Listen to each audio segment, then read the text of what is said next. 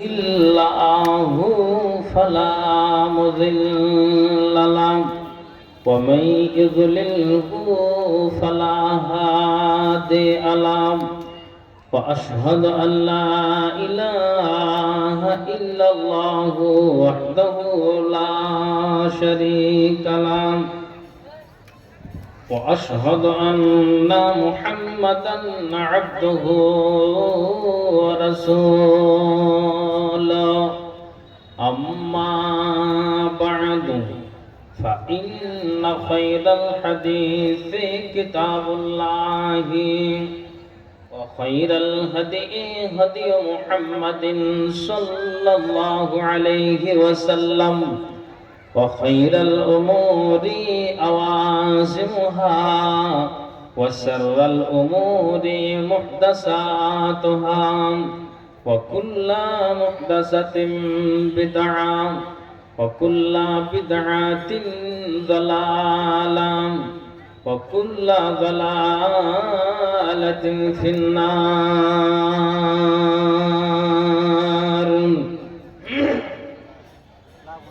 أعوذ بالله من الشيطان الرجيم. بسم الله الرحمن الرحيم.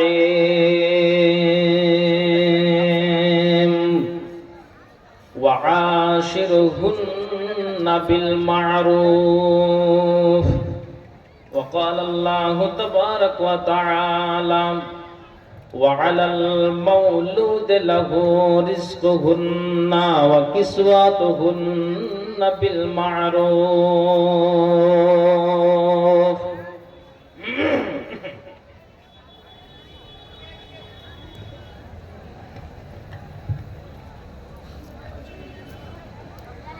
মানুষ যদি দেখত কারো কবরের আযাব,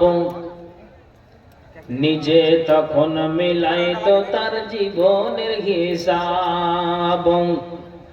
মানুষ যদি দেখতো কারো কবরের আযাব, নিজে তখন মিলাইতো তার জীবনের হিসাব।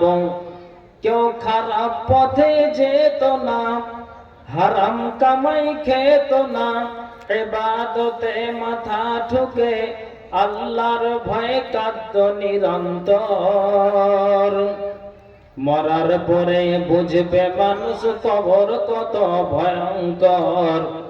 মরার পরে বুঝবে মানুষ কবর কত ভয়ঙ্কর। মানুষ যদি দেখত কারো কবরের আযাব, নিজে তখন মিলাইতো তার জীবনের হিসাব। কেউ খারাপ পথে যেত না, হারাম কামাই খেত না, ইবাদতে মাথা ঠুকে আল্লাহর ভয়ে কাঁদত নিরন্তর। মরার পরে বুঝবে মানুষ কবর কত ভয়ঙ্কর। মরার পরে বুঝবে মানুষ কবর কত ভয়ঙ্কর। কল্পনাতে দেখতো যদি শেষ বিচারের দিন, কাউরির কাছে হইত না কেউ এক বিন্দু ঋণ। পুলসিরাতের কঠিন সময় দেখতো যদি আরো, আল্লাহ ছাড়া উপাসনা করত না আর কারো। কেউ খারাপ পথে যেত না, হারাম কামাই খেত না, ইবাদতে মাথা ঠুকে আল্লাহর ভয়ে কাঁদত নিরন্তর। মরার পরে বুঝবে মানুষ কবর কত ভয়ঙ্কর। মরার পরে বুঝবে মানুষ কবর কত ভয়ঙ্কর। মানুষ যদি দেখত কারো কবরের আযাব, নিজে তখন মিলাইতো তার জীবনের হিসাব। কেউ খারাপ পথে যেত না, হারাম কামাই খেত না, ইবাদতে মাথা ঠুকে আল্লাহর ভয়ে কাঁদত নিরন্তর। মরার পরে বুঝবে মানুষ কবর কত ভয়ঙ্কর। মরার পরে বুঝবে মানুষ কবর কত ভয়ঙ্কর। জাহান্নামের আগুন যদি কাউকে ছুঁয়ে দিত, তওবা পড়তে পড়তে মানুষ বেহুশ হয়ে যেত। জান্নাতের এই সুখ শান্তি একটু দেখা পেলে নেকি জমা করত তারা পাপের কথা ভুলে। কেউ খারাপ পথে যেত না, হারাম কামাই খেত না, ইবাদতে মাথা ঠুকে আল্লাহর ভয়ে কাঁদত নিরন্তর। মরার পরে বুঝবে মানুষ কবর কত ভয়ঙ্কর, মরার পরে বুঝবে মানুষ কবর কত ভয়ঙ্কর। মানুষ যদি দেখত কারো কবরের আযাব, নিজে তখন মিলাইতো তার জীবনের হিসাব। কেউ খারাপ পথে যেত না, হারাম কামাই খেত না, ইবাদতে মাথা ঠুকে আল্লাহর ভয়ে কাঁদত নিরন্তর। মরার পরে বুঝবে মানুষ কবর কত ভয়ঙ্কর, মরার পরে বুঝবে মানুষ কবর কত ভয়ঙ্কর। উপস্থিত কোরআন ও হাদিসের কর্ণধর ও মঞ্চে তেদারাই উপবিষ্ট যোগ্যতম সভাপতি মহাশয় এবং দূর দূরান্ত থেকে আগত তথাপি এলাকার সুপ্রিয় শ্রোতা মণ্ডলী, সর্বাগ্রে মহান স্রষ্টার কৃতজ্ঞতা জ্ঞাপন করি, যিনি আমাকে আপনাকে তিনাকে ওনাকে একটি ইসলামী সভায় একত্রিত হওয়ার তৌফিক দিয়েছেন। তাই আমরা মুহাব্বতের সাথে প্রাণ খুলে মনকে উজাড় করে একটু বলে উঠুন তো আলহামদুলিল্লাহ। তারপরে পরে যিনি ইসলামের পথ প্রদর্শক, ইসলাম হিতাকাঙ্ক্ষী, আকাঙ্ক্ষিত দিনের ভিখারি, লাস্ট প্রফেট নবী মুহাম্মদুর রাসূলুল্লাহ সাল্লাল্লাহু আলাইহি ওয়াসাল্লাম, শত কোটি দরুদ ও সালাম বর্ষিত হোক। আল্লাহুম্মা সাল্লি আলাইহি আল্লাহুম্মা বারিক আলাইহি। সুপ্রিয় শিক্ষিত সুধী মণ্ডলী, আমি আপনাদের সম্মুখে দুটি আয়াত এইমাত্রই তেলাওয়াত করলাম। যিনারা আরবিকের সঙ্গে যুক্ত, আশা করা যায় যে অবগত বা বুঝতে পেরেছেন যে বিষয়টা কি হবে। তারপরও এই ঈমানকে বৃদ্ধি করার যখন একটা সুবর্ণ সুযোগ লেগেছে বা আমরা পেয়েছি, সেটাকে হাতছাড়া না করে চলুন কোরআন এবং হাদিসের আলোচনা শুনে আমরা যেন আমলে পরিণত করতে পারি। আল্লাহ তাআলা তৌফিক দিন। একবার সকলে পড়ি আল্লাহুম্মা আমিন। মাশাআল্লাহ। চলুন আগে বাড়ি। ভূমিকা লম্বা না করে আমি আমার বক্তব্যের দিকে এগিয়ে যাই। তা কি, আমরা ওলামা সমাজ, আপনি জালসায় বলুন, যেগুলো সেমিনার হয়, সম্মিলন হয়, তো ওইগুলোতে মানে বিষয় ভিত্তিক আলোচনা মানে হ্যান্ডবিলে দিয়ে দেওয়া হয় যে অমুক শায়েখ এই ব্যাপারে আলোচনা করবেন। এমনকি অনেক জায়গা তো জালসাতেও আপনার বক্তাদেরকে বিষয় বস্তু মানে বেঁধে দেওয়া হচ্ছে অনেক জায়গাতে। এখন আপনাকে আমি বলি যে এই বিষয় ভিত্তিক আলোচনা, কোরআন হাদিসের আলোচনা, তাহলে আমরা শুনে থাকি, কোনোটাই অজানা নই। একটু মাইকের দিকে খেয়াল করবেন। তো আমি আপনাকে বলি যে আমরা অধিকাংশই বা আমরা ওলামা সমাজ আমরা বলে থাকি কি যে এই বিবিরা তোমরা শোনো, স্বামীদের তোমরা খিদমত করো, স্বামীদেরকে প্রাধান্য দাও, ভালোবাসা দাও।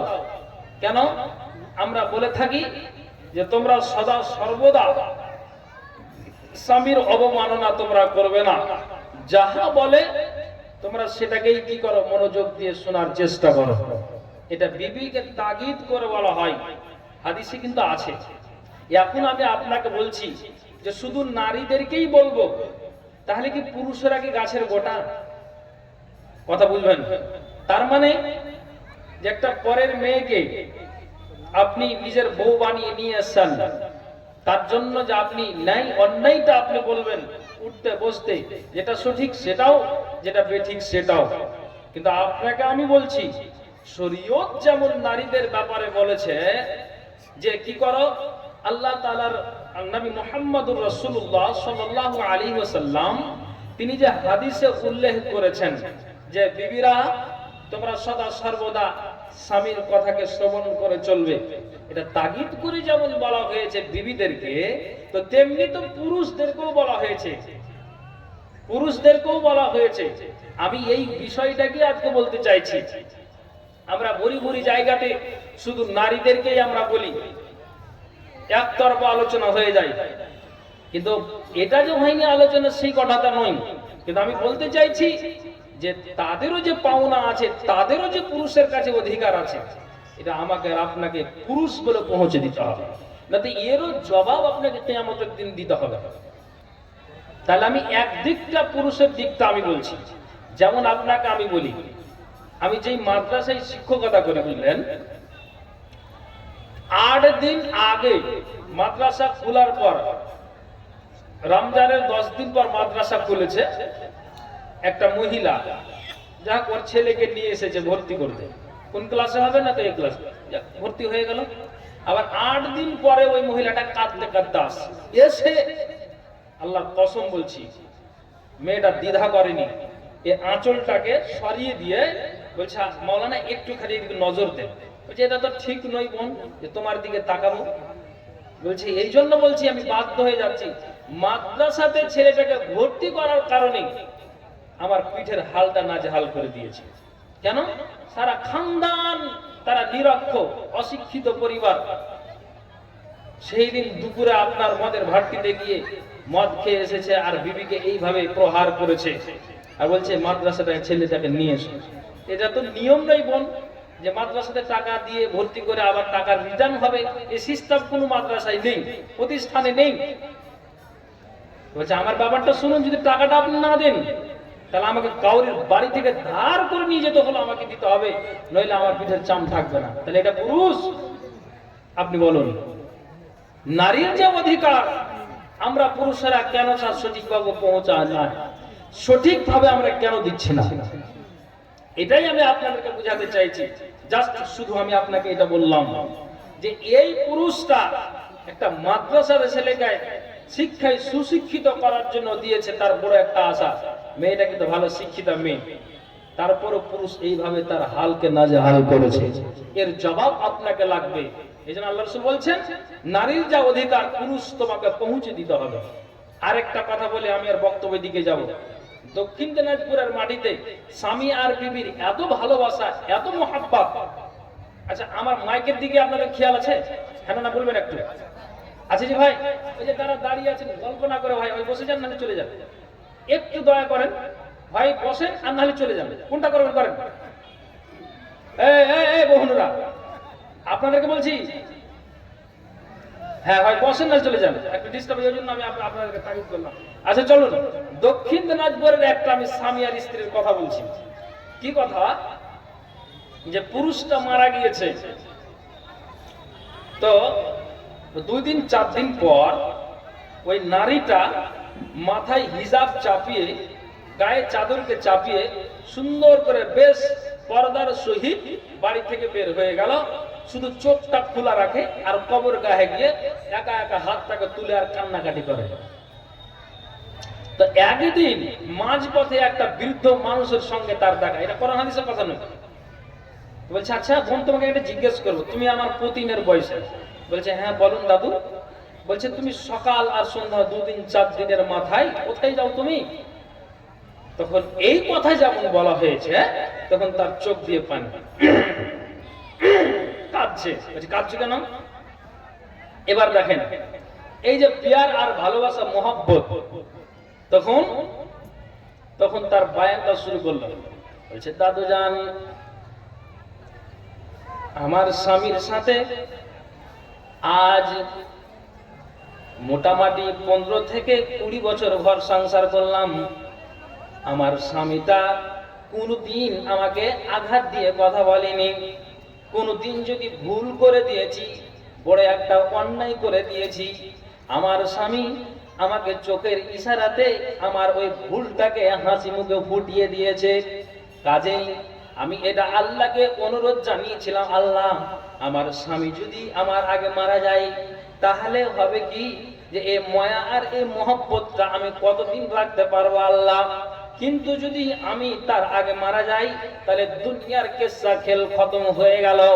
কিন্তু আমার স্বামী আজকে কবরে আছে, আমাকে যে 15 বছর ধরে যে ভালোবাসাটা দিয়েছে, মহব্বতটা দিয়েছে, ওই ভালোবাসা আমি রাত আর দিন কাঁদি আর স্মরণ করি। কাজে আমি বিছানাতে ঘুমাতে পারি না, কাজে আমি বাড়িতে খেতে বসলে খাওয়ারটা আমার ইচ্ছে জাগে না, শুধু স্বামীর দিকে আমার টান যায়।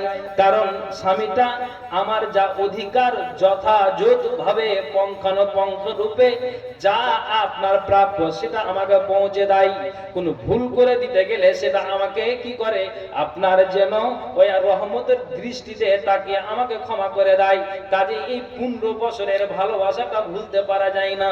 কাজেই স্বামীর কবরে যায় আর দোয়া করি যে আল্লাহ আমি মারা যাব, স্বামীও আমার কবরে চলে গিয়েছে, কিন্তু আল্লাহ যেমন এই পৃথিবীতে দুজনের ভালোবাসাটা ছিল তেমনি আখিরাতেও দুজনকে কিয়ামতের দিন আল্লাহ দেখা করায়। এই জন্য কবরের কাছে গিয়ে কাঁদি আর এটাই বলি, একবার জোরে বলুন সুবহানাল্লাহ। আল্লাহু আকবার। তাহলে এই থাকতে হবে পিয়ার ভালোবাসা। শুধু যে নারীদেরই আপনার নারীদেরকে তাগিদ করব সেটা নয়, পুরুষ এটা চরম আমার আর আপনার অন্যায় হচ্ছে। এই জন্য আপনাদেরকে আজকে তাগিদ করে বলছি, আলমগঞ্জ গ্রামের মানুষেরা আর এলাকাবাসীরা ভালো করে শুনবেন। এই জন্য আল্লাহ তাআলা কোরআনের আয়াতে উল্লেখ করেছেন, ভালো করে শুনবেন। আল্লাহ তাআলা কি বলছেন? আউযু বিল্লাহি মিনাশ শাইতানির রাজীম ওয়া আশিরুহুন্না বিল মা'রুফ। আল্লাহ বলছেন তোমরা বিবিদের সাথে সৎ ব্যবহার করো, একবার অসৎ নয়, সৎ ব্যবহার করো। এটা পুরুষদেরকে আল্লাহ তাআলা বলছেন, সৎ ব্যবহার করো, খবরদার তার প্রতি চড়াও হয়ে যেও না। জি, কেন? এখন আপনাকে আমি বলছি, প্রত্যেক জালসাতে বিশেষ করে আপনি বিহার, ঝাড়খণ্ড, বাংলাদেশ আর আপনার নেপাল থেকে নিয়ে যতগুলি বক্তারা যারা প্রচার হয়ে আছে, ভাইরাল আছে, মোটামুটি করে কম বেশ সবাই সব জায়গাতে যাচ্ছে, কিন্তু সব জায়গায় মোটামুটি করে বক্তারা এই জালসার হালাত বলতে পারবে। কিন্তু বিশেষ করে এটা বড় আফসোসের কথা, মালদাতে যে এইভাবে এতটা মেলা আর বাজার অন্য অন্য জেলাতে নাই। এটা আপনি আরো অন্য বক্তাকে আপনি জিজ্ঞেস করিয়ে দেবেন। তো আপনাকে বলছি, বাড়ি থেকে একটা পুরুষ এত স্টাইল করে বের হয়েছে, বুঝলেন? ঠিক একটু আগে আমিনুল ভাই বলছিলেন না যে যদি তোমার 3 প্রকারের মানুষের কিয়ামতের দিন আল্লাহ তাআলা রহমতের নজরে দেখবেন না, তার ভিতরে যার আপনার কি করে ওই পরনের লুঙ্গিটা টাকুর নিচে ঝুলিয়ে পড়ে আর যেন প্যান্টটাকে ঝুলিয়ে পড়ে, এক কথাই আল্লাহ তাআলা ওই ব্যক্তিদের প্রতি রহমতের দৃষ্টিতে আল্লাহ দেখবেন না। বাড়ি থেকে একটা পুরুষ আপনার জন্য প্যান্টকে পরে চোখে চশমাটা লাগিয়ে হেয়ার স্টাইলে আপনার জন্য বাড়ি থেকে কি ডিজাইন করে বেরিয়েছে, বেরিয়ে যাওয়ার পর কোথায় গেল? যদি এই বেচারা জালসার এই মাহফিলে এসে বসে যায়, বসার পরে এটা যদি তার অন্তরে থাকে, আল্লাহ কোন জায়গা থেকে, কোন জেলা থেকে, কোন গ্রাম থেকে, কোন থানার মাওলানা আসবেন, তাদের মুখ থেকে আমি কোরআন আর হাদিসের আলোচনা শুনবো, এটা যদি আপনার বাড়ি থেকে নিয়তটা থাকে, আলহামদুলিল্লাহ আল্লাহ তাআলা ফারিস্তার দ্বারা দিয়ে আপনার লিখিটাকে লিখে দেওয়া হয়। কিন্তু আপনার শুরু থেকেই টার্গেট, আপনি বন্ধুকে ফোন করছেন আলমগঞ্জের, ভাইজান মেলা বসেছে কি, জিলাপির দোকান বসেছে কি, বাজার বসেছে কি, আচ্ছা বলো তো, আপনি ওখান থেকে টার্গেট করছেন। আপনি যে সুন্দর পোশাকটাকে পরিধান করে আছেন, আপনি গেলেন কোথায়? না তো বাজারে চললেন। খুব খেয়াল করে শুনবেন, কথাতে কিন্তু মজা আছে। তাহলে বাড়ি থেকে বের হলেন, টার্গেট বাজার, খুব বেশ সুন্দর সাজানো সেজে আছেন, অপর নারী আপনার দিকে দৃষ্টিপাত করে, আপনি তেমনি করেন। তো এটাকে ঠিক আপনি বলেন কার জন্য সেজেছেন? একটা অপর নারীর জন্য। বাড়িতে তো আপনার বিবি আছে, ভালো করে শুনবেন। তা আপনি এখানেই যে আপনি আচরণটাকে কত বড় ভুল করছেন, তা দেখেন আপনাকে আমি হাদিস দিয়ে বুঝাচ্ছি। ইবনে আব্বাস বলছেন, আমি কোথা থেকে আসতে গেলে আমি যেই পোশাকটাকে থাকি, পার্সোনাল যদি আমি থাকি তাহলে যেই পোশাকে থাকি না কেন এটা ঠিক আছে, কিন্তু যখন আমি আমার বিবির সামনে যাই তখন আমি ইবনে আব্বাস আমি আমার পোশাকটাকে চেঞ্জ করে দেই। যে কি করি, আমি সুন্দর নতুন পোশাক কিংবা পবিত্র কিংবা একটা আপনার সুন্দর আয়রন করা একটা পোশাককে আমি গায়ে দিলাম, আমি পায়জামা পরলাম কিংবা লুঙ্গিকে পরিধান করলাম, এক কথায় আমি সারাটা দেহে আমি সুন্দর করে একটা পোশাককে চাপালাম। ইবনে আব্বাস বলছেন যে এটা আমি মানুষদেরকে কোন একটা অপর মেয়ে ছেলেকে দেখানোর জন্য এটা নয়, আমার বিবি আমার সামনে থাকবে, আমার পোশাকের দিকে নজর দিবে, এটা ভালোবাসার টান আসবে, তখন আমারও ভালোবাসার টানটা ইবনে আব্বাস আমার বিবির দিকে যাবে। কাজে ইবনে আব্বাস বলছেন আমি যখন সাজি একমাত্র আমি আমার বিবির জন্য সাজি, অপর নারীকে আমার পোশাকটা দেখাতে যাই না। তাহলে আপনি বাড়ি থেকে এসেছেন কার সাজনে বা কোন নিয়তে এবার আপনি বাড়ি গিয়ে অঙ্ক কষেন? ইবনে আব্বাস বলছেন যে আমি সাজতে গেলে কার জন্য সাজি? বিবির জন্য। সামনে বিবি আছে, ঠিক আমি বিবির জন্য সেজে গেলাম।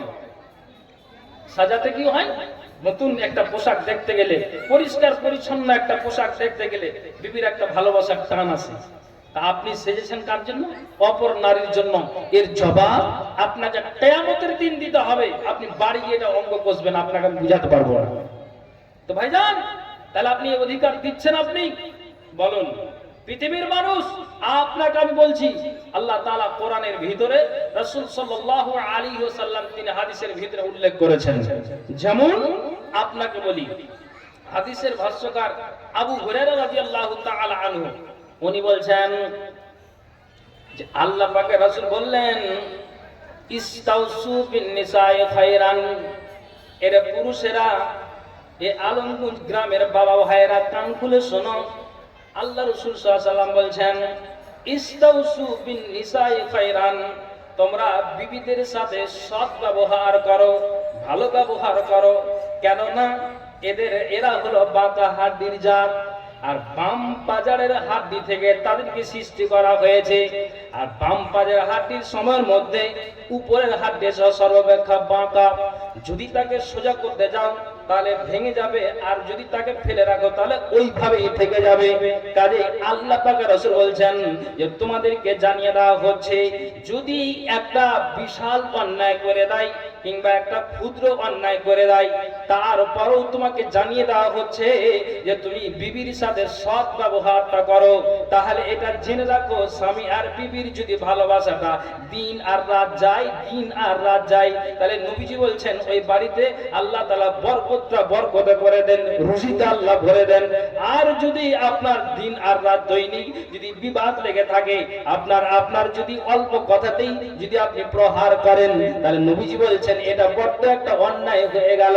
তোমাকে জানিয়ে দেওয়া হচ্ছে যে খবরদার অপব্যবহার করিও না। নবীজি বলে দিয়েছেন যে ওই বিবিদের সাথে সৎ আচরণ করো। কেনর মানে হলো এই, হযরত আলী রাদিয়াল্লাহু তাআলা আনহু, এটা কে? না তো এটা হচ্ছে নবীর জামাই হযরত আলী। ঠিক ফাতেমা আর নবীর জামাই হযরত আলী দুইজন ঠিক বাড়িতে ফজরের নামাজটাকে আদায় করছেন, নামাজ পড়ছেন।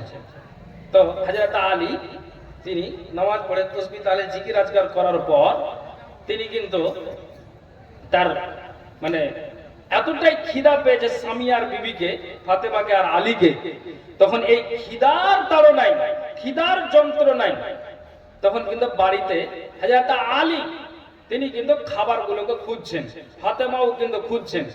আলী বলছেন, ফাতেমা, পুরুষ ইনকাম করবে আর খরচা করবে বিবি, তোমাকে মেহনত লাগাতে হবে না, কোথা থেকে আমাকে ম্যানেজ করতে হবে, কোথা থেকে খাবারটাকে আমাকে জোগাড় করে দিতে হবে, এই দায়িত্বটা কার? না তো এটা পুরুষের। কাজেই যেন হযরতে আলী যেমনি বললেন, ফাতেমা চুপচাপ বসে গেলেন, ওই মুসাল্লাটাকে বিছিয়ে দিয়ে জিকির আজকার তাসবিহ তালিল করতে গেলেন। কেননা নবীজি বলেছেন, এরে শুনে রাখো সারা দুনিয়ার মানুষেরা, উম্মতেরা, কান খুলে শুনো, বাড়িতে তোমার অভাব আছে, খবরদার নামাজটাকে ত্যাগ করিও না, বেশি বেশি করে আল্লাহর জিকির আজকার করো, তাসবিহ তালিল করো, আল্লাহ রুজিতে ভরে দিবেন। হযরতে ফাতেমা তিনি ওই মুসাল্লাতে বসে বসে আল্লাহর জিকির আজকারকে করে যায়, তাসবিহ তালিলকে করে যায়। আর হযরতে আলী তিনি আল্লাহর কাছে ফরিয়াদ জানালেন, বাড়ি খুঁজলেন, বাড়িতে কিন্তু একটা খাবারের ব্যবস্থা নাই। তখন তিনি বাড়ি থেকে বের হলেন, হঠাৎ করে তার হযরতে আলীর যেন একটা ওই মদিনার পাশে ইহুদির একটা বাগান আছে, ওই বাগান বলে তার স্মরণ হয়েছে। আর হযরতে আলী বলছেন মনে মনে যে আল্লাহ তুমি রক্ষণাবেক্ষণকারী, তুমি রিজিক দাতা আল্লাহ, তুমি রহমান, তুমি রহিম আল্লাহ, যেইভাবে হোক না কেন স্বামী আর বিবি এই মাত্রই আল্লাহ তোমার জিকির আজকার করে যায়, আল্লাহ এই মাত্রই আমরা ফজরের নামাজটাকে আদায় করলাম, সুবহানাল্লাহ। আল্লাহ এক মিনিটের জন্য আমাদের মুখ দিয়ে আল্লাহকে জিকির আজকার বন্ধ হয় নাই। কাজে হযরত আলী বলছেন যেইভাবে হোক না কেন আমার পরিবারের আল্লাহ তুমি খাদ্যের ব্যবস্থা করে দাও। কিসের জন্য হচ্ছে? এই যে ভালোবাসা, এই যে মহব্বত। একটু আগে আপনি কথাটা শুনলেন, হযরত আলী তিনি নিয়ে বলছেন, বিবি তুমি নীরবে বসো, আল্লাহর জিকিরে তুমি কি করো, লিপ্ত থাকো, কিন্তু দায়িত্বটা আমার, কিভাবে রুজির ব্যবস্থা করতে হবে এটা পুরুষের দায়িত্ব, এটা পুরুষের দায়িত্ব। আমি আপনাকে যেটা বলতে চাইছি যে আপনি ভালো করে শুনবেন, ঠিক ওই মদিনার পার্শ্বে ইহুদির বাগান, ইহুদি ডাকছে, শুনো। হযরত আলী পার্শ্বে গেলেন, বলছেন যে শোনো, তোমাকে এই দায়িত্ব দেওয়া হচ্ছে যে আমাকে এই কুয়া থেকে পানি তুলে দাও, যতটা বালতি তুমি পানি উঠাবে আমি তোমাকে কথা দিচ্ছি বালতির বিনিময়ে একটা একটা করে খেজুর দেওয়া হবে। একবার জোরে বলুন সুবহানাল্লাহ। ব্যবস্থা হলো না? হলো না? হলো। তাহলে আমাকে আর আপনাকে থাকতে হবে সুখ, আমাকে আর আপনাকে ডাকতে হবে এক কথাই স্বামী আর বিবিকে ডাকতে হবে সৎ ব্যবহার, তাহলেই কিন্তু আমার রুজি আসবে। আমি আপনাকে বলতে চাইছি যদি এটা আমার ভিতরে থেকে থাকে, আশাও রাখেন যে কিয়ামতের দিন স্বামী আর বিবি সাক্ষাৎ হবে ইনশাআল্লাহ। কিন্তু যদি রাত আর দিন যদি বিবাদ আর বিবাদ, বিবাদ আর বিবাদ, ওই বাড়িতে তো বরকত কমবে, কিয়ামতের দিন কি হবে আল্লাহ ভালো জানে। যে আপনাকে আমি এটাই বুঝাতে চাইছি, আল্লাহ তাআলা বলছেন কি ওয়াশিরুহুন্না বিল মারুফ, তোমরা বিবিদের সাথে সৎ ব্যবহার করো। আমরা অধিকাংশ পুরুষেরা আমরা এই আচরণ করতে পারছি না, তার জন্য এই কথাটা আমি আজকে তুলে ধরেছি। বলুন ঠিক আমর ইবনে আল-আহওয়াজ আল-জুসামি থেকে হাদিসটি বর্ণিত, উনি বলছেন যে সামিআন নাবিয়্যা সাল্লাল্লাহু আলাইহি ওয়াসাল্লাম ফি হিজ্জাতিল ওয়াদা'i, উনি বলছেন যে আল্লাহ রাসূলের মুখ থেকে আমি বলতে শুনেছি, আমর ইবনে আল-আহওয়াজ আল-জুসামি বলছেন নবীজি বিদায় হজ্জের খুতবাতে তিনি ওই বিদায় হজ্জের দিন খুতবা পাঠ করার পর আলহামদুলিল্লাহ আল্লাহর প্রশংসা করানোর পর তিনি যেন সর্বপ্রথম তিনি এটাই শব্দ ব্যবহার করলেন, তিনি ওই বিদায়ের হজ্জেও তিনি এই কথাটা বলেছিলেন, আমার উম্মতেরা তোমাদেরকে আমি জানিয়ে যাচ্ছি, তোমাদেরকে আমি পরিষ্কার কথা বলে যাচ্ছি, খবরদার তুমি একটা শ্বশুরের মেয়েকে তুমি তুলে নিয়ে আসবে, আর ওই মেয়েকে তুলে নিয়ে আসার পরে তুমি দিন আর রাত ওই নারীটার প্রতি তুমি জুলুম করবে, এটা খবরদার তোমাদের জন্য যেন এটা না হয়।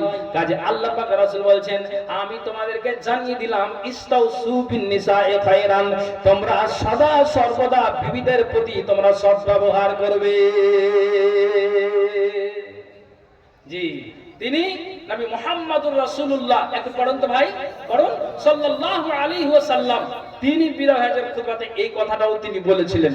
তাহলে আমরা কতটা ঠিক শরীয়ত মূলে আমরা আমাদের সংসারকে বা স্বামী আর বিবির আমরা ভালোবাসাটা রাখতে পারছি?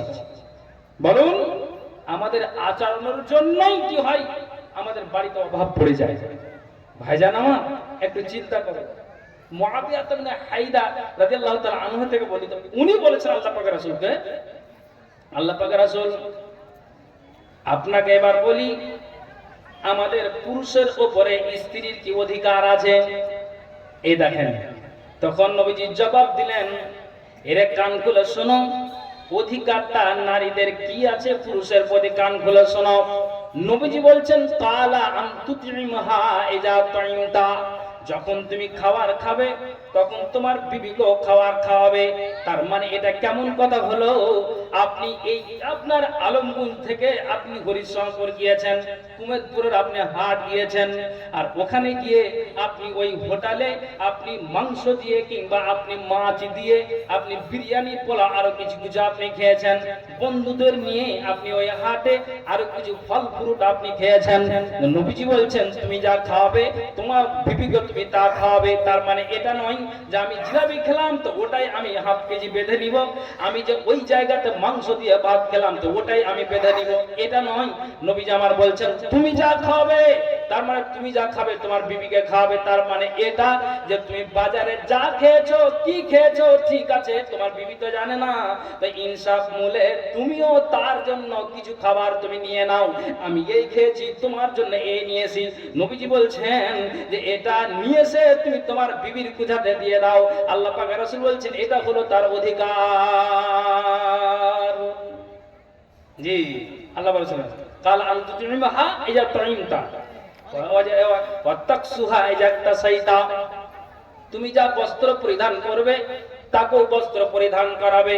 তার মানে আপনাকে বলি যে আপনি ঈদের দিন নিজের জন্য একটা প্যান্ট নিলেন, আপনি কি করলেন একটা শার্ট নিলেন, পাঞ্জাবি নিলেন, গায়ের সুন্দর একটা চাদর নিলেন, জ্যাকেট নিলেন ঠান্ডার সময়, এটা কার জন্য? না তো এটা পুরুষ নিজে আপনার কাছে টাকা আছে তার জন্য। কিন্তু নবীজি বলছেন যে তুমি যে পড়লে তুমি যদি ডাবল পড়ো তো তাও ঠিক আছে, তার মানে তুমি একটা নতুন পোশাক প্যান্ট পাঞ্জাবি তুমি খরিদ করেছো, তুমি তোমার টাকা দিয়ে নিয়েছো, তো তুমি খবরদার তোমার বিবির জন্য একবারে নীল করে দিও না, অন্তত একটা ব্লাউজ হতে গেলেও একটা আপনার জন্য গায়ের চাদর হতে গেলেও তুমি তিনটা নিয়েছো, তো অন্তত তার জন্য একটা নাও। আল্লাহ পাকের রাসূল বলছেন যে যদি তুমি খাবে তো নিয়ে আসবে, তুমি কিছু পরবে কিংবা তুমি নতুন পোশাক নিবে তো তোমার বিবির জন্য তুমি নিয়ে আসবে, এটা হলো তার অধিকার।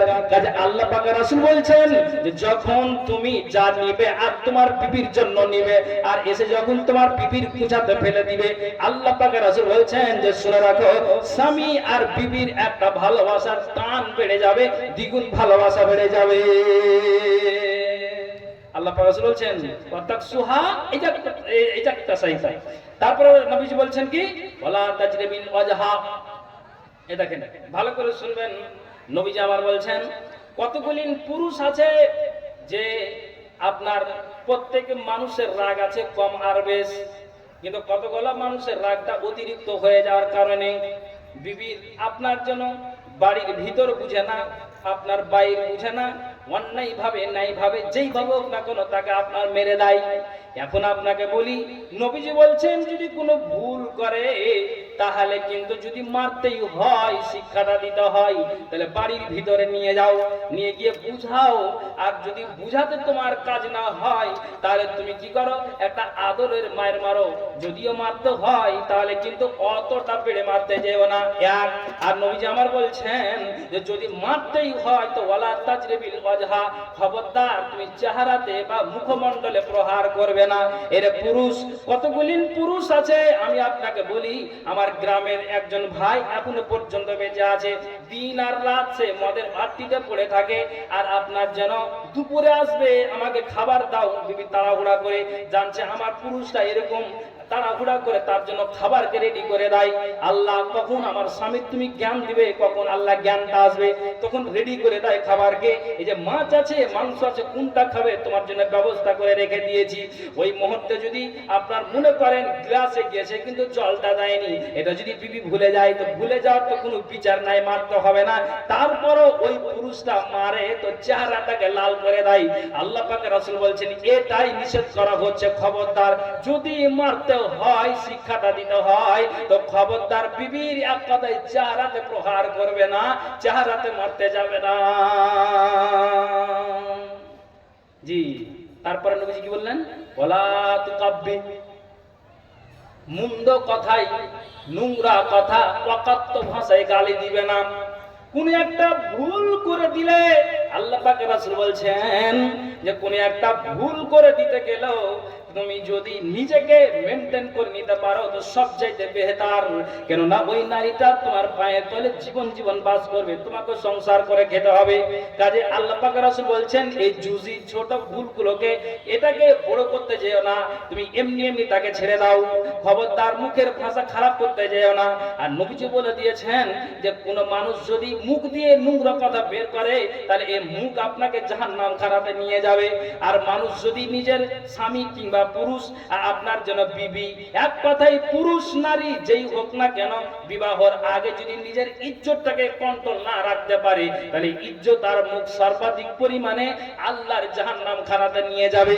কাজী রাসূল বলেছেন যে খবরদার মুখ দিয়ে অশ্লীল কথা বের করবে না, আর বিবিদেরকে এইভাবে খবরদার অশ্লীল ভাষাতে গালি দিবে না। নবীজি বলছেন তাহলে তো ভালোবাসার টান আসবে, ওয়ালা তাহসুর ইল্লা ফিল বাইত, এবং ঘরের ভিতর ছাড়া তার কাছ থেকে পৃথক হবে না। আচ্ছা আপনাদের বিরক্ত লাগছে নাকি? অসুবিধা হচ্ছে কি? হ্যাঁ না করেন না জি? হ্যাঁ আপনাদেরকে বলছি এই যে এই সময় কত বিয়ে করার মন জি এখনই কইছে না না জোরে করে কইছে। আচ্ছা এবার আমি আপনাদেরকে বলছি ভালো করে শুনুন, তাহলে আল্লাহ পাক রাসূল বলছেন যে এটা যদি তোমার ভিতরে গুণ থাকে তাহলে বাড়িতে রুজি, আল্লাহ তাআলা রুজিতে বরকত দিবেন, ভালোবাসার টান আসবে। যে এটা আমি আপনাকে বুঝাতে চাইছি। যেমন ঠিক হযরত ওমর ফারুক রাদিয়াল্লাহু তাআলা আনহু, উনার জামানায় একজন ব্যক্তি তিনি খলিফাতুল মুসলিমিন, ওনার কাছে নালিশ নিয়ে এসেছে। তো ঠিক ওই সময়ে হযরত ওমর ফারুক রাদিয়াল্লাহু তাআলা আনহুর বিবি একটু চড়াও হয়ে গিয়েছে, একটু চড়াও হয়ে গিয়েছে। ওমর ঠিক বিদ্বান মানুষ, বিবি যে চড়াও হয়ে গিয়েছেন তো উনি নীরব আছেন। ওই বেচারা ঠিক ওই বিবির আওয়াজ শুনে বেচারা কিন্তু বাড়ির দিকে রওনা দিচ্ছেন। বাড়ির দিকে যখন রওনা দিলেন হযরত ওমর বলছেন কোথায় এসেছিলে, কোন জায়গায় এসেছিলে, কি ব্যাপারে এসেছিলে? উনি বলছেন যে ওমর আপনার দরবারে এসেছি, আপনি একটা বিদ্বান মানুষ, আপনি একটা জ্ঞানী গুণী মানুষ, খলিফাতুল মুসলিমিন, আপনার কাছে মানুষ আসতে গেলে একটা নতুন কিছু কথা পাই, মানুষ জ্ঞান পাই, কাজে আমি আপনার দরবারে এসেছি। কি ব্যাপার বলো তো? আমার বিবির সাথে এই হয়ে গিয়েছে, ওই হয়ে গিয়েছে, আপনাকে আমি এই কথা বলবো, কিন্তু তার আগে আমি কানে শুনলাম যে আপনার বিবি আপনার প্রতি চড়াও হয়ে গিয়েছে। হযরত ওমর জবাব দিলেন যে ভাই শুনো, যাকে নিয়ে সংসার করে খেতে হবে তাহলে দুটো কথা যদি বলে দেয় আর এগুলোকে যদি পুরুষ হয়ে যদি বারবার এটাকে যদি হাইলাইট করি তাহলে মানুষের কাজ হবে না। কাজেই বিবি চড়াও হয়ে গিয়েছে, আমি নরম হয়ে আছি, যতক্ষণ রাগ থাকবে বাকিগুলোকে কিছুক্ষণ পরে ধামাচাপা দিয়ে দিব, আর আগে বাড়বে না। তখন ওই ব্যক্তিটা মগজটাকে ঘুরালেন যে আমি বিবির প্রতি অন্যায় আমি নিজে করেছি। আর উমর আমাকে এই কথা বললেন, সরাসরি আর কিছু কথা না বলে তিনি আপনার বাড়ির দিকে রওনা দিলেন। বললেন একজন বিদ্বান মানুষের কাছ থেকে একটা নতুন কথা আমি পেলাম রে, নতুন জ্ঞানটাকে আমি পেলাম রে। কি পেলে? আসো বিবি, এখান থেকে শপথ নিলাম একটা যদি আমার ভুল হয় তাহলে তুমি আমাকে বিবি বলে সংশোধন করে দিবে, তোমার ভুল হতে গেলে আমিও সংশোধন করে দিব, কিন্তু অকাত্য ভাষায় আর গালি দিব না। একটু হয়েছে চড়াও হয়েছে, যাক এটাকে মেনে নেওয়ার ব্যাপারটা আছে, কিন্তু এই কথাটা শুনে তিনি ছুটলেন। সুবহানাল্লাহ! আপনি দেখুন এই যদি প্রেম প্রীতি দুজনের থাকে তাহলে এটা নিশ্চিত থাকুন আল্লাহ তাআলা আমার আপনার রুজিতে বরকত দিবেন। ভালো করে শুনুন, এটা আপনাকে আমি বুঝাচ্ছি, রাসূল সাল্লাল্লাহু আলাইহি ওয়াসাল্লামের হাদিস, নবীজি আমার বলে দিয়েছেন, এটা আবু হুরায়রা থেকে বর্ণিত যে আল্লাহ পাক রাসূল বলেন আকমালুল মুমিনিনা ঈমানান আহসানুহুম খুলুকা, তোমাদের মধ্যে সেই ব্যক্তি যার চরিত্র আকলাম সেই ব্যক্তিটার উত্তম, যে ব্যক্তি ঈমানের দিক দিয়ে উত্তম। আল্লাহ পাক রাসূল বলেন খিয়ারুকুম ওয়া খিয়ারুকুম লিনিসাইহিম, তোমাদের মধ্যে সেই ব্যক্তি ভালো, সেই ব্যক্তি উত্তম যে ব্যক্তি তার বিবিদের জন্য উত্তম। তার মানে পুরুষের কি ব্যবহার, আপনি যদি বাড়িওয়ালির কাছে তার বিবির কাছে যান, তোমার পুরুষ কেমন তার ব্যবহারটা কেমন, তার আখলাকটা কেমন, সে কেমন একজন জ্ঞানবান ব্যক্তি, না তোমার প্রতি জুলুম করে, না তোমার প্রতি অন্যায় করে, ওই পুরুষটার ব্যাপারে নারী বিস্তারিত বলতে পারবেন। আর যদি একটা পুরুষকে বলতে যাওয়া যায় যে বলতো ওই মেয়েটাকে তুলে নিয়ে এসেছো, ঘর সংসার করে তুমি খাও, বলতো তার ব্যবহারটা কেমন, তার আখলাকটা কেমন, পুরুষ বিবির ব্যাপারে আপনার পঙ্খানুপুঙ্খরূপে বলতে পারবে। কাজেই নবীজি আমার বলছেন যে তোমাদের মধ্যে সেই ব্যক্তি উত্তম। আল্লাহ পাক রাসূল বলছেন যে যারা তাদের বিবিদের জন্য উত্তম। মানে বিবি যদি এটা সার্টিফাই করে দেয় যে না সত্যি আমার স্বামীটা একবারে ভালো, একবারে ভালো, যেমন আমি ইতিপূর্বে আপনাকে বললাম যে ঠিক ওই আপনার কবর গায়ে যায় আর কাঁদে যে এতটাই আমাকে ভালোবাসা দিয়ে গিয়েছে যে 15 বছর পর্যন্ত ঘর সংসার করলাম কিন্তু আমাকে কোনো আঘাত দেয়নি। এই মায়া, এই মহব্বত, ভালোবাসা ভুলতে পারছি না, তার জন্য বাড়িতেও আমার মনটা থাকছে না। এই জন্য আমি সকাল আর সন্ধ্যায় আমি কবর গায়ে এসে আমার মনের, আমার অন্তরের ছাদটাকে মিটাই। আমি যেন এখানে আসতে গেলে তৃপ্তি পাই, আল্লাহ করি আল্লাহ দুজনের আমাদের কিয়ামতের দিন আল্লাহ সাক্ষাৎ করে। একবার জোরে বলুন সুবহানাল্লাহ। ভাইজান কেন কেন মানে হলো এই যে আমি আপনাকে বলছি, ইয়াসির বিন আব্দুল্লাহ ইবনে জুবাবিন রাদিয়াল্লাহু তাআলা আনহু থেকে হাদিসটি বর্ণিত। রাসূল সাল্লাল্লাহু আলাইহি সাল্লাম বলেন, ক্বালা রাসূলুল্লাহি সাল্লাল্লাহু আলাইহি ওয়াসাল্লাম, নবীজি বলছেন, লা তাজরিবু আমা আল্লাহে। দেখেন আল্লাহ পাক রাসূল বলছেন লা তাজরিবু আমা আল্লাহে, তোমরা খবরদার বিবিদেরকে, আল্লাহর দাসীদেরকে অর্থাৎ স্ত্রী লোকদেরকে প্রহার করো না। ফাজা উমর ইলা রাসূলিল্লাহ সাল্লাল্লাহু আলাইহি ওয়াসাল্লাম, এই কথাটা যেমন হযরত উমর শুনলেন যে আল্লাহ পাক রাসূলের মুখ থেকে বলতে শুনলাম, কি বলতে শুনলাম, যে নবীজি নিষেধ করলেন যে খবরদার তোমরা বিবির প্রতি আঘাত করবে না, তোমরা প্রহার করবে না। এই কথাটা হযরত উমর জানতে পেরে তিনি যেন নবীজির দরবারে গেলেন, আর যাওয়ার পরে আল্লাহ পাকের রাসূলকে বলছেন, নবীজি গো আপনি নিষেধ করেছেন প্রহার করতে, কিন্তু বিবিরা, যতগুলি বিবি আছে সমস্ত বিবিরা স্বামীদের অবাধ্য হয়ে গিয়েছে, স্বামীদেরকে কেয়ার করে না, স্বামীদের কথা আপনার জন্য মান্যতা দেয় না, স্বামী যা করে, স্বামী যা আদেশ করে তার অপোজিটটা করে, তার উল্টাটা করে। তখন আল্লাহ পাক রাসূল বলছেন ফারাক্কাসা ফি জারবিহিন্না, নবীজি আমার এবার কি করলেন যে আল্লাহ পাক রাসূল প্রহারের অনুমতি দিলেন, যাও তাদেরকে প্রহার করোগা। এবার যেন ওই স্বামীরা যখন নবীজির মুখ থেকে শুনতে পেলেন যে নবীজি আমাদেরকে বললেন যে এই যে স্বামীরা যদি এইভাবে বিবিরা অবাধ্যতা চলে তাহলে তাদেরকে প্রহার করোগা, তখন যেন স্বামীরা এসে বিবিদেরকে মারতে শুরু করল। ভাইজান আমার, যে বিবি হালকা অন্যায় করতে গেলেও আপনার প্রহারটা অতিরিক্ত হয়ে যায়। এই করে করে করে করে মদিনার মাটিতে আপনার যেন স্বামীরা যেন বিবিকে যেন এইভাবে আঘাত করতে থাকে, তখন ওই বিবিরা যেন আল্লাহ পাকের রাসূলের কাছে এসে নালিশ করলেন। রাজে বলছেন, ইয়া রাসূলুল্লাহ, আল্লাহ পাকের রাসূল আমাদের স্বামীরা এতটাই জুলুম করে, এতটাই অন্যায় করে, নবীজি গো আপনি আমাদের চেহারার দিকে দেখুন, আমার পায়ের আপনার গোড়ালের দিকে দেখুন, পিঠের দিকে তাকান, এক কথায় স্বামীরা যেখানে পেয়েছে সেইভাবে প্রহার করেছে আল্লাহ পাকের রাসূল, আপনি নাকি আদেশ দিয়েছেন। তখন নবীজি বললেন যে আমি সেইভাবে বলিনি, আল্লাহ পাকের রাসূল বলছেন যে শুনে রাখো, যারা এইভাবে পুরুষরা বিবির প্রতি জুলুম করেছো, যারা অন্যায় করেছো, আল্লাহ পাক রাসূল সঙ্গে সঙ্গে জবাব দিলেন, লাইসা উলাইকা বিখিয়ারকুম, ওই স্বামীরা বিবিদের প্রতি কোনদিন তারা স্বামীরা ভালো নয়। কেননা যদি ভুল করে তাহলে তার মেরে তার পিঠকে লাল করে দিতে হবে, এটা শরীয়ত আপনাকে বলেনি। যদি অতিরিক্ত অন্যায় হয়ে যায় তাহলে আদবার মারো, তাকে একটু আপনার কড়া ভাষাতে বলে দিয়ে তাকে আপনার শিক্ষাটা দিয়ে দাও। কিন্তু খবরদার মদিনার কান্ট্রিতে যে এইভাবে প্রহার করেছে আল্লাহ পাক রাসূল বলছেন এটা শরীয়তে জায়েজ নয়। নবীজি সঙ্গে সঙ্গে বললেন, লাইসা উলাইকা বিখিয়ারকুম, যে শুনে রাখো ওই বিবিরা, ওই স্বামীরা বিবিদের প্রতি কোনদিন তারা ভালো নয়। কেন অতিরিক্ত মার হয়েছে তো নবীজি জবাব দিয়ে দিলেন যে পুরুষেরা কোনদিন তারা ভালো পুরুষ নয়। এইভাবে লাল করে মারবে তার মানে, হ্যাঁ আপনাকে বলছি, তাহলে আদবের মার দিতে হবে। বাস যদি আমাকে মায়ের যদি অপরিহার্য হয়ে যায় তবে, কিন্তু আপনি দেখুন এভাবে আল্লাহ পাক রাসূল বললেন, তারপর আবার এলান করে দিলেন যে এটা ঠিক নয়, এটা ঠিক নয়, এটা ঠিক নয়। ভাইজান, তাহলে আমাকে আর আপনাকে সেইভাবেই চলতে হবে, সেইভাবেই চলতে হবে যেইভাবে আল্লাহ পাক রাসূল ঠিক যিনি রাস্তাটা দিয়ে গিয়েছেন, যেইভাবে তিনি রাস্তা দিয়ে গেছেন, যেইভাবে তিনি পথ দেখিয়ে গিয়েছেন। আপনাকে বলবো আপনি এখানে বসে থাকুন, মদিনার মাটিতে না মদিনার মসজিদের নববীতে আল্লাহ পাকের রাসূল তিনি যেন আপনার বসে আছেন, হঠাৎ করে একজন ব্যক্তি এসে বলছেন, আল্লাহ পাকের রাসূল গো, আমার দিকে একটু লক্ষ্য করুন যে আমি কিছু খাইনি।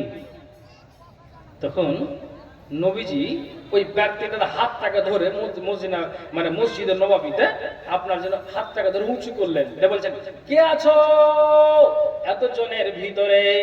এখানে যারা আছেন, যেমন আমার পূর্বে আমিনুল ভাই বললেন যে কারা আছেন যে মসজিদের জন্য 2000 টাকা আপনারা দিবেন, তেমনি নবীজি ওই মসজিদের নববীতে ওই ব্যক্তিটার আপনারা ঠিক যেন হাতটাকে উঁচু করলেন আর বললেন যে কারা আছো যে এই ব্যক্তিটাকে তোমরা বাড়ি নিয়ে গিয়ে তার মেহমানদারি করে দিবে, তার সম্মান করে দিবে, তার খাবারের তোমরা ব্যবস্থা করে দিবে। তখন একজন ফাকালা রাজুলুম মিনাল আনসারে আনা, একজন আনসারী ব্যক্তি দাঁড়িয়ে গেলেন আর বলছেন, আল্লাহ পাকের রাসূল আপনি এই ব্যক্তিটাকে আমাকে দিন, আমি নিয়ে যাব, আমি তার ব্যবস্থা করে দিব, তার সম্মান করে দিব। তখন ওই আনসারী ব্যক্তি রাসূলের মেহমানকে নিয়ে বাড়ি চললেন। খুব খেয়াল করে শুনবেন দাদার, আমার বাপজিরা, আমার স্বামী আর বিবির কতটা প্রেম প্রীতি ভালোবাসা। এই যে দেখেন তো, ঠিক যেন আপনার আনসারী ব্যক্তি বাড়ি নিয়ে চললেন, বিবিকে দরজা খুলতে বললেন, দরজাটা খুলে দেওয়া হলো। তারপরে বিবিকে বলছেন, এই দেখো বিবি, এটা আল্লাহ রাসূলের মেহমান, এই রাসূলের মেহমানের সম্মান করে দাও, তার মানে তুমি তার খাবারের ব্যবস্থা করে দাও। বিবি মাথায় হাত দিলেন। বুখারী মুসলিমের হাদিস বলছেন, স্বামী জান আপনি কোন কথা বলেন? আপনি এই মেহমানের জন্য খাবারের ব্যবস্থা করতে বলছেন, আপনি বাড়িটা খুঁজেন তো। ওই সারা বাড়িতে খুঁজতে গেল আপনি এক গিলাস পানি ছাড়া কোনো কিছু আপনি পাবেন না, তার মানে মাত্র সামান্য দুটো রুটির সমান আটা আছে, এর বেশি আর যেন ব্যবস্থা নাই। আর দুইটা বাচ্চা মায়ের পা ধরে গড়াগড়ি করে কাঁদছে, মা তুমি খেতে দাও, মা তুমি খেতে দাও। স্বামী জান ওই আমি আমার বাচ্চা দুটোকে সকালে অনাহারে আমি ঘুমিয়ে রেখেছি, আমি আমার ওই বাচ্চা দুটোকে দুপুরে ওইভাবে অনাহারে ঘুমিয়ে রেখেছি, আমি ওইভাবে আদর দিয়ে লালন পালন করে তাদের দুজনকে বিছানায় শুইয়ে দিয়েছি। কিন্তু স্বামী জান এটা যে আল্লাহ রাসূলের মেহমান আপনি নিয়ে এসেছেন, আপনার মেহমানের কি করে সম্মান করা যায়? ঠিক আনসারী ব্যক্তি বলছেন, সুন্দর করে আটা রুটি তুমি বানিয়ে দাও, বানিয়ে দিয়ে তার সামনে এগিয়ে দাও। খুব ভালো করে শুনবেন, এখন আপনাকে বোঝাতে চাইছি। বিবি জানা উত্তর করলেন, স্বামী গো আপনি যেই কথা বললেন সত্যি, আমি আপনার কথার বাইরে চলবো না, আপনার কথার অমান্য করব না। আপনি যেটা বললেন আমি ঠিক যেন এই কথাটাকে আমি মেনে নিলাম, গ্রহণ করে নিলাম। সুবহানাল্লাহ। এবার যেন ঠিক আপনার বিবি সুন্দর করে আপনার রুটি বানালেন আর তার সামনে ওই আনসারী ব্যক্তি আপনার মেহমানের সামনে, আল্লাহ রাসূলের মেহমানের সামনে এবার হাজির করে দিলেন। এখন আপনাকে বলি, আমি আলামগঞ্জে এসেছি, আপনি আমাকে মাংস দিয়ে ভাত দিলেন, সবজি দিলেন, আর কিছু আপনি দিলেন, আপনি আমার পাশে বসে আছেন, আমি বলছি ভাই আমার সাথে একটু খান, যদি খান তো আমার মনটা তৃপ্তি, আমার যেন মনটা আমার জুড়িয়ে যাবে। আপনি বলছেন মাওলানা আমি ব্যস্ত আছি, আমি এখন খেতে পারবো না, আপনি যেন খান। এইটা আপনি এই কথা বলা আপনি আমাকে বুঝালেন। তেমনি যেন রাসূলের মেহমানকে সুন্দর করে দাস্তারখানাকে বিছিয়ে দেওয়া হলো, তারপরে যেন আপনার খাবারকে যেন আপনার এগিয়ে দেওয়া হলো। ভালো করে শুনবেন, এবার যেন ঠিক আপনার সামনে যে একটা প্রদীপ জ্বলছে, আপনার হ্যাচাক জ্বলছে, লণ্ঠন জ্বলছে, আর ওই আল্লাহ রাসূলের মেহমান বারবার করে আনসারী ব্যক্তিকে বলছেন আপনি আমার সঙ্গে খান। এবার যেন আনসারী ব্যক্তি চিন্তা করলেন, আল্লাহ আমি যদি এইভাবে আমি রাসূলের মেহমানের সাথে যদি খাই তাহলে এটা কেমন হবে? এটা যদি আমি খায় তো এটা কেমন লাগবে? যদি ওই মেহমানের দুটো রুটিতে পেট না ভরে তো কেমন লাগবে? কেননা আর তো কোনো খাবারের ব্যবস্থা নাই। তখন যেন বিবিকে বললেন, বিবি তুমি শুনো, সামনে যে প্রদীপটা জ্বলছে এটাকে তুমি বন্ধ করে দাও, আর বন্ধ করে দিয়ে আর আমি যেন এমনি এমনি রুটিতে হাতটাকে নিয়ে যাব, আর এমনি এমনি আমি আপনার হাতটাকে মুখে দিব, তাহলে মেহমান বুঝতে পারবে যে মেজবান আমার সাথে বসে বসে খাচ্ছে। একবার জোরে বলুন সুবহানাল্লাহ। ভালো করে শুনবেন, ভালো করে শুনবেন। পুরুষও যদি আজকাল হতো, খাবার নেই তো চলে যেতে হবে, ওরকম বিবিরাও কেউ কর্কশ ভাষীর নারী আছেন, তখন ওরাও বলবে যে না ব্যবস্থা নিয়ে চলে যাবে, এটাই তো। কিন্তু দেখেন জান্নাতকে পাওয়ার জন্য স্বামী আর বিবির ব্যবহারটা দেখেন। আমি আপনাকে এটা বুঝাতে চাইছি, যখন দাস্তাখানা বিছিয়ে দেওয়া হলো, এমনি কিন্তু আপনার আনসারি ব্যক্তি রুটিতে হাত দিয়ে যাচ্ছে, আমার মুখে দিচ্ছে, দুই দাঁতকে এক জায়গাতে করে আওয়াজ করছে, কিন্তু খাবার খাচ্ছে না। একবার বলা যাবে নাকি সুবহানাল্লাহ? বুখারী মুসলিম হাদিস। মেহমান খেতে খেতে খেতে খেতে রুটিকে খেয়ে নিলেন, দিয়ে খাওয়া দাওয়ার পরে ঠিক ঠিক মসজিদে আজান হচ্ছে, তাকে জায়গা দেওয়া হলো, ফজরের আজান হচ্ছে, আসসালাতু খায়রুম মিনান নাওম, আরাম বিশ্রামের পরে উঠে যাও, আল্লাহর মসজিদে যাও, নামাজ পড়োগা, ঘুমের চাইতে নামাজটা উত্তম। দুজন তারা নামাজ আদায় করলেন। হাদিসে কি পাওয়া যায়? ফালাম্মা আসবাহা গাদা ইলান নবী সাল্লাল্লাহু আলাইহি সাল্লাম, ঠিক অতি ভোরে ওই আনসারী ব্যক্তি আর আল্লাহ রাসূল মেহমান নবীজির দরবারে গেলেন। নবীজির দরবারে যেতেই যেন ঠিক আল্লাহ রাসূল যেন ওই আনসারী ব্যক্তিকে বলছেন, আনসারী ব্যক্তি শোনো, আজকে যে তুমি আর তোমার বিবি ওই মেহমানকে এতটাই সম্মান করেছো, এতটাই সুন্দর ব্যবহার দেখিয়েছো, এতটাই উত্তম ব্যবহার করেছো, আর নবীজি বলে দিয়েছেন যার ভিতরে দুটো গুণ থাকবে, একটা হলো তাকওয়া আর ব্যবহার, এই দুই বস্তু সর্বাধিক পরিমাণে আল্লাহর জান্নাতে নিয়ে যাবে। তখন যেন ঠিক যেন আল্লাহ পাক রাসূল বলছেন যে তোমাদের স্বামী আর বিবির ব্যবহারে জাহাকাল্লাহুল লাইলাতা, আল্লাহ আজ রাতে হেসে দিয়েছেন। দেখো কেমন ঈমান এনেছে নবীর সাহাবারা, সে যুগের সাহাবারা, দেখো কেমন ঈমান এনেছে আমার নবীর সাহাবারা, সে যুগের সাহাবারা। হযরত বেলাল এনেছে ঈমান কত কষ্ট করে, মরুভূমির গরম বালুতে তাজা রক্ত ঝরে। হযরত বেলাল এনেছে ঈমান কত কষ্ট করে, মরুভূমির গরম বালুতে তাজা রক্ত ঝরে। তবুও বেলাল, তবুও বেলাল ছাড়েনি কালেমা, পড়ে লা ইলাহা ইল্লাল্লাহ। দেখো কেমন ঈমান এনেছে আমার নবীর সাহাবারা, সে যুগের সাহাবারা। হযরত খাব্বাব এনেছে ঈমান কত কষ্ট করে, পিছন দিকে কাফেরেরা পাথর দিয়ে কাফেরেরা বুকে আঘাত করে। হযরত খাব্বাব এনেছে ঈমান কত কষ্ট করে, কাফেরেরা পাথর দিয়ে বুকে আঘাত করে। পিছন দিকে পিছন দিকে তাকালে পরে দেখা যায় বুকের সিনা। দেখো কেমন ঈমান এনেছে নবীর সাহাবারা, সে যুগের সাহাবারা। হযরত হানজালা এনেছে ঈমান কত কষ্ট করে, বিয়ের পরে প্রথম রাত্রে ছিল বাসর ঘরে। হযরত হানজালা এনেছে ঈমান কত কষ্ট করে, বিয়ের পরে প্রথম রাত্রে ছিল বাসর ঘরে। যুদ্ধের তামামা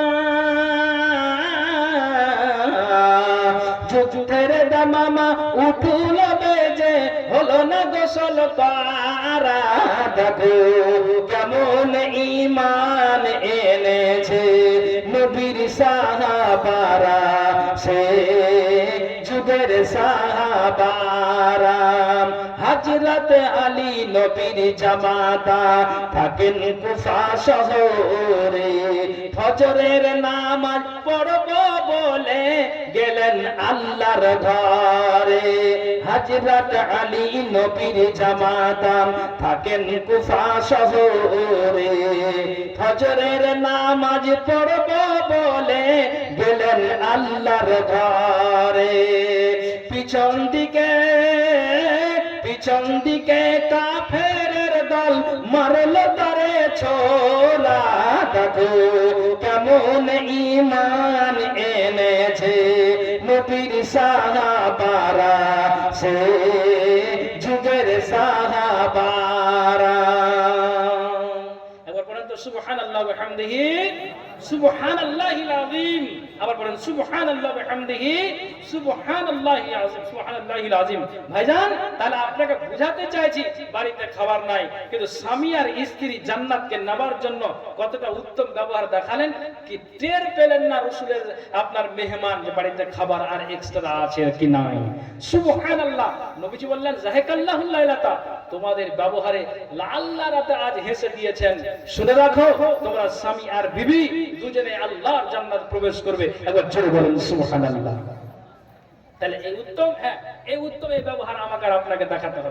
হ্যাঁ এবার আপনাকে বলছি আল্লাহ রাব্বুল আলামিন কোরআনের ভিতরে বলছেন ওয়ালাল মাউলুদি লাহু রিজকুহুন্না কিসওয়াতুহুন্না বিল মারুফ জি সন্তানের বাবাকে ন্যায় সঙ্গত রূপে মায়েদের ভরণ পোষণ দিতে হবে ন্যায় সঙ্গত রূপে হযরতে আবু হুরায়রা রাদিয়াল্লাহু তাআলা আনহু থেকে হাদিসটি বর্ণিত নবীজি বলছেন একটি দিনার তুমি আল্লাহর পথে খরচ করেছো একটি দিনার তুমি আযাদকৃত দাসের জন্য খরচ করেছো একটি দিনার তুমি মিসকিনকে দান করেছো কটা হলো একটা আযাদকৃত দাসের জন্য খরচ করেছো আল্লাহর পথে ব্যয় করেছো আর নবীজি বলছেন যে তুমি মিসকিনকে দান করেছো আর কি করেছো পরিবার পরিজনের জন্য তুমি খরচ করেছো নবীজি বলছেন যে এই যে যতগুলি খরচ করেছো সব চাইতে যেটা তুমি বিবির জন্য পরিবারের জন্য খরচ করেছো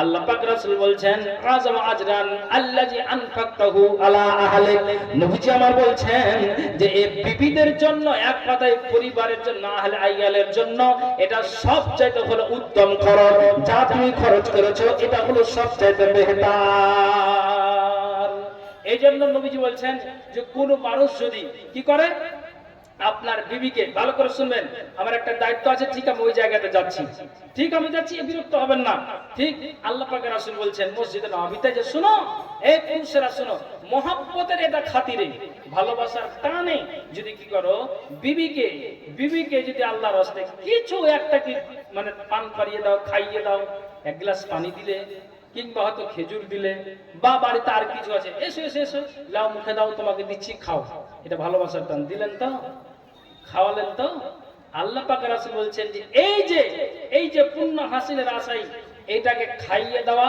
নবীজি বলছেন এটাও তোমার জন্য কি হয় আহুয়া লাহু সাদাকাতুন এটাও তার জন্য সাদকা হিসেবে গণ্য হয়ে যায় বলেন সুবহানাল্লাহ আল্লাহ পাকের রাসূল বলছেন যে শোনো যদি ভালোবাসা মহব্বতের খায়ে পূর্ণ হাসিলের আশায় যদি কি করো বিবিকে কিছু পান করো আল্লাহ এর পূর্ণতা দান করবেন ইরবাদ বিন সারিয়া এই কথাটাকে শুনে উনি কিন্তু দৌড় দিলেন বাড়িতে ভাই বলছে কোথায় আছো বিবি বিবি বলছেন স্বামী যান বাইরে থেকে আসতে গেলে বিবির মাথায় হেডেক পড়ে স্বামীকে কি করে মালিশ করে দিতে হবে তেল মাখাতে হবে সুন্দর করে কি আপনার ভালোবাসা দিতে হবে এটা বিবির দায়িত্ব আপনি কেন তাড়াহুড়া করছেন বলছে আরে চুপ এই মাত্র এই নবীর মুখ থেকে শুনে আসলাম যে যদি এটা মহব্বতের খাতিরে পূর্ণ হাসিলের আশায় বিবিদেরকে যদি খাইয়ে দাও, পান করিয়ে দেওয়া হয়, আল্লাহ তাআলা পূর্ণ একটা নেকি দিবেন।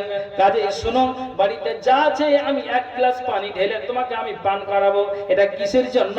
নবীজি মিথ্যা কথা বলেন না, আমি এটা নবীর কথাটাকে পালন করার জন্য, আর আমি পূর্ণ নেকিটাকে নেওয়ার জন্য আমি মদিনার মসজিদ থেকে বাড়িতে আমি ছুটে এসেছি। আল্লাহু আকবার। তাহলে চিন্তা করে দেখুন, তারা এতটাই সংযত হয়ে তারা চলেছেন, তারা জীবনটা চালিয়েছেন। আর আমি আর আপনি কি? আমি আর আপনি বহু কথা আছে, বহু কথা আছে, অনেক কথা আছে, শুধু যে বলবার আপনারা শুনবেন ঠিক আছে, কিন্তু আমাদেরকে কথা হলো যে আমলে পরিণত করতে হবে, তাহলে আমরা পরিত্রাণ নচেত নই। অনেক কথা আছে, অনেক কথা আছে। আমি শুধু আপনাদেরকে বলবো যে এরা জান্নাতের মানে আপনার যেন সুসংবাদ পেয়ে যাওয়ার পর তারা জীবনটাকে এত সংযত করে চালিয়েছেন। ভাইজান অনেক কথা আছে। আমি আর আপনি কোন জায়গাতে দাঁড়িয়ে আছি, কোন প্ল্যাটফর্মে দাঁড়িয়ে আছি? তাহলে আমাকে আর আপনাকে ভাবতে হবে, একটা পরের মেয়েকে আমি তুলে নিয়ে এসেছি, আমাকে কিভাবে চালাতে হবে, ভুল ভ্রান্তি কিভাবে ক্ষমা করে দিতে হবে। এটা আপনার, আপনি একজন দায়িত্ববান ব্যক্তি, আপনি একজন পুরুষ, সেটা আপনার মাথায় চিন্তা থাকতে হবে। যে পুরুষ হতে গেলে যে গাছের গোড়া সেটা নয়। এই জন্য নবীজি যেমন নারীদের কথা বলেছেন, তেমনি পুরুষদেরও কথা বলেছেন। তা আমি অ্যাকচুয়ালি আজকে পুরুষকে নির্দিষ্ট করে বললাম যে আমাদের ভিতরে এই বদচলন গুলো আছে। নইলে বদচলন যদি না থাকে তাহলে আপনি বলুন যে মাদ্রাসা থেকে একটা পুরুষ ছেলেকে কি করে টেনে নিতে পারে আর বিবির প্রতি একটু আঘাত করতে পারে? জি, কি করে আঘাত করতে পারে? তাহলে ভাইজান আমাদেরকে সেভাবে থাকতে হবে। আমি কথাটা বলছি, এখানে যতজন আছেন একটু আমার কথাতে সাড়া দিবেন। ইরবাদ বিন সারিয়া আরো সাহাবীরা ছিলেন, নবীজি বলা মাত্র দৌড় দিলেন একটা নেকির আসার জন্য। এটা যদি আমি পান করাতে পারি, কিছু খাইয়ে দিতে পারি, তাহলে আমি কি করব? আমি একটা পূর্ণ নেকি পেয়ে যাব। তাহলে আমরা আপনি যারা আমরা এখানে উপস্থিত আছি, যারা বসে আছি, সবাই একটু বলবেন তো, আমরা কি এই নেকির আশাবাদী, না আমরা এই গুনাহ নিয়েই কবরে যাব? কোনটা? হ্যাঁ বলবেন একটু তাড়াতাড়ি। আমরা নেকি করে ভালো কাজ করে কবরে যাব ইনশাআল্লাহ। আর যারা আমরা এই পথচলন করি, ব্যবহার খারাপ দেখাই, বিবিকে একটা আমরা হুট কথাতে আমরা অনেক কিছু বলে থাকি, মারি, বলেন তো ইনশাআল্লাহ এগুলো যার ভিতরে এই পথচলন আছে এটাকে ত্যাগ করে দিতে হবে। বলেন স্বামী আর বিবির আমরা সুখের সংসার গড়বো তো ইনশাআল্লাহ? বলে এই আপনারা কি বলছেন? ইনশাআল্লাহ বললাম তো কে কইছে যে আসলি গর্বাবো? হ্যাঁ বলেন ইনশাআল্লাহ। আলহামদুলিল্লাহ। ইরবাদ বিন সারিয়ার মতো যেমন একটা কথা বলা মাত্রই দ্রুত দৌড়িয়ে গেলেন নেকির আশাতে, তেমনি আমি আপনাকে বলছি এখানে যারা আমরা আপনারা বসে আছি, এখানে যতজন আছে ভাই, সবাইকে চলে যেতে হবে, সবাইকে দুনিয়া ছেড়ে চলে যেতে হবে। ভাইজান একটা আপনাকে কথা বলি, আমার এই গ্রামেরই একটা কথা বলছি, যে ওরা যদি ঝগড়া না করে দিনে, তো রাতে ঝগড়া হয়ে পড়বে গ্যারান্টি। রাতে যদি ঝগড়া না হয় তো দিনে হবে, তাহলে সকালে হবে। আর যদি ঝগড়া মানে কোন রকম বাইরে বেরিয়ে যায়, তো মার্কেট থেকে ঘুরে এসে হবে যায় ঝগড়া করতে ভুলে গেছে, এখন ভিড় দিন হবে। আছে এরকম কতগুলো নারীরও আছে, মুখের অকথ্য ভাষা দিয়ে গালি দেয়, করেও করে, এরকম আছে। এই বদচলনের নারী নেই, পুরুষ যেমন আছে নারী আছে। আমি মিলাতে পারলাম না, যেহেতু সময়ের অভাব, সময় সংকীর্ণতার কারণে দুটোকে জোর দিতে পারলাম না। ইনশাআল্লাহ আবার কোথাও দেখা হবে, কোথাও সাক্ষাৎ হবে, ইনশাআল্লাহ আমি বলবো। অনেক কিছু হাদিসের তথ্য আছে। তো ভাইজান আমি বলতে চাই, আমি আর লম্বা করছি না, শুধু এটাই বলতে চাইছি, ইরবাদ বিন সারিয়া জড়িয়ে গেলেন শুধু নেকির আশায়। আমরা এসে নেকির আশাবাদী নিয়ে, পূর্ণ নেকি নিয়ে, এক কথা গুনাহকে মুছে দিয়ে কবরে যাবো তো ইনশাআল্লাহ? চেষ্টা করবো, আমল করবো তো ইনশাআল্লাহ? ইনশাআল্লাহ, ইনশাআল্লাহ। তাহলে এটা মসজিদের উন্নতি কল্পে জালসা। আমি আপনাদেরকে বলছি, ইরবাদ বিন সারিয়ার মতো যেমন আল্লাহ পাকের রাসূল 10টা সাহাবীর নাম উল্লেখ করেছেন, এখানে যারা আমরা বসে আছি এটা আল্লাহর রাস্তা বলবেন তো যে কারা আছেন। 10টা কলম, এ হাতের 5টা আঙ্গুল, হাতের 5টা আঙ্গুল, 10টা কলম। আমি আপনাদেরকে বলছি যে কারা আপনারা আছেন একটু আল্লাহর ওয়াস্তে বলবেন। আমি আপনাদের বলছি যে 5000 এর আগে আমার হাতে এসেছে, 10000 এসেছে। হ্যাঁ, এভাবে আপনারা আলহামদুলিল্লাহ দিয়েছেন যথেষ্ট। এখানে যারা আছেন আমি আপনাদের কাছে অনুরোধ করব যে 5000 10,000 দেনাওয়ালা আছেন, ওটা আমি নিব, কিন্তু স্পেশালি ভাবে আমি এই 10টা কলমকে ইরবাদ বিন সারিয়ার মতো দ্রুত, যেমন তিনি আল্লাহ পাকের রাসূল বললেন আর দ্রুত চলে গেলেন শুধু আপনার নেকির আসার জন্য। তো কারা আমরা এখানে আছি যে অন্তত একটা কলমে 1000 টাকা দিবেন? 10টা কলম বলেন কে আছে? বলেন আল্লাহর রাস্তা বলুন কারা আছেন? কে আছেন বলুন? জামি দিচ্ছে আল্লাহর ওয়াস্তে। একটা কলমে 1000। কোন আল্লাহর বান্দা আছে? 1000 টাকা বলবেন যে মাওলানা আমার নেই এখন, আপনি লিখিয়ে দেন, আপনি সকালে বা এক সপ্তাহে পর 4 দিন পরের মাথায় আপনি অবশ্যই এটা দিয়ে দিবেন। কারা আছেন বলেন এখানে? যাদের যতজন আছেন, বেশি না 1000 টাকা। কোন আল্লাহর বান্দা আছেন? শুরু করেন তো দেখি। মা বোন আপনাদেরকে বলছি যে যারা আছেন, আজকে কত তারিখ? 25 তারিখ না? 4-5 দিন পরেই তো লক্ষ্মীর ভান্ডার ঢুকে যাবে।